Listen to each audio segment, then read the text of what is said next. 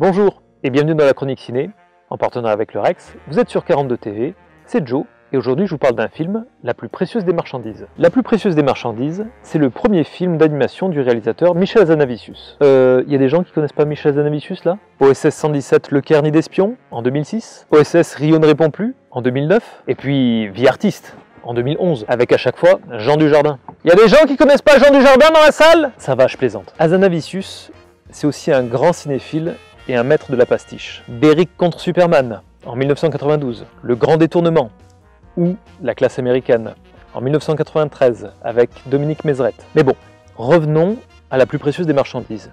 Il faut que vous sachiez que c'est l'adaptation d'un livre de Jean-Claude Grunberg. En fait, le livre se présente sous la forme d'un conte, et il nomme ses personnages avec des périphrases plutôt que des noms. Ainsi, c'est l'histoire du pauvre bûcheron et de la pauvre bûcheronne qui vivent misérablement dans une petite cabane au fond des bois, et ils n'ont pas d'enfants, tu vois, ils sont âgés.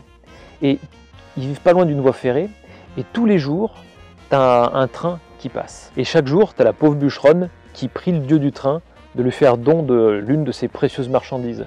Parce qu'elle s'imagine que les wagons sont chargés de choses précieuses qui sont acheminées entre les villes.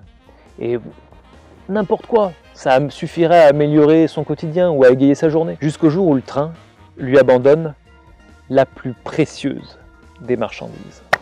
Alors avertissement, c'est un film qui parle de la déportation. Je pense que c'est un super film à voir avec des scolaires qui aborderaient la Seconde Guerre mondiale. De manière générale, et j'en conviens, ça peut paraître un peu bizarre au vu de l'horreur des événements dépeints, mais le film est très beau. Alors visuellement déjà, avec sa direction artistique, inspirée du japonisme et notamment du travail d'Henri Rivière. Alors Henri Rivière, c'est un artiste lithographe qui est très connu notamment pour ses œuvres qui sont inspirées des estampes japonaises. Et ensuite pour ce que ça raconte.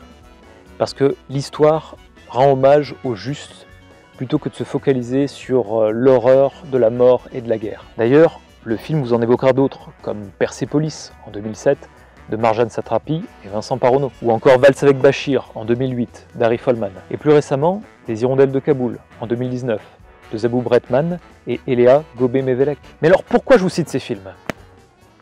Merde, j'ai oublié de te parler de Joseph en 2020, d'Aurel. C'est l'histoire de Josep Bartoli, un artiste espagnol qui a été détenu dans les camps dans le sud de la France en 1939. Eh bien parce que très souvent, on considère que l'animation c'est quelque chose pour les enfants. Alors que pas du tout.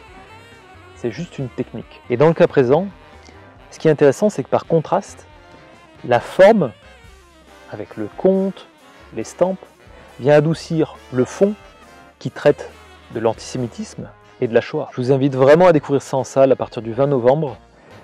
C'est beau et triste à la fois. C'était Joe. Si ce que je raconte vous intéresse, vous pouvez toujours me retrouver une fois par mois au Rex pour le ciné surprise ou encore sur mon podcast Zawa Radio.